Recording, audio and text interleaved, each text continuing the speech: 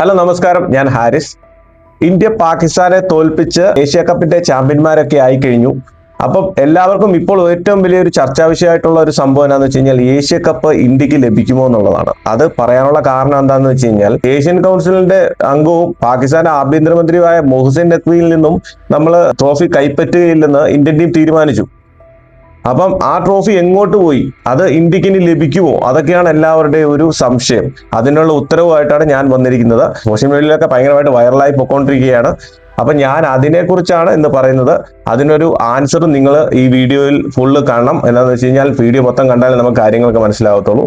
അപ്പൊ ഈ നിയമം അനുസരിച്ച് ഒക്ടോബർ മാസം ACC BCCIക്ക് ട്രോഫി ഹാൻഡ് ഓവർ ചെയ്യണം. അതാണ് നിയമം. അതിനെന്തെങ്കിലും ഒരു പിഴവോ അല്ലെങ്കിൽ എന്തെങ്കിലും ബുദ്ധിമുട്ടുണ്ടായി കഴിഞ്ഞാൽ BCCIക്ക് ICCക്ക് പരാതി കൊടുക്കാൻ പറ്റും. അപ്പൊ അങ്ങനെ ഒരു പ്രശ്നത്തിലൂടെ പോകുന്നതിന് മുന്നേ എന്താണേലും നമുക്ക് ഇത് ACC BCCക്ക് കൊടുക്കുകയും ചെയ്യും, നമുക്ക് ട്രോഫി കിട്ടുകയും ചെയ്യും. അപ്പൊ എല്ലാവർക്കും സന്തോഷമായല്ലോ. അപ്പൊ ഇതുപോലെയുള്ള വീഡിയോസുമായി കാണാം, കാത്തിരിക്കാം. Talk by Haris.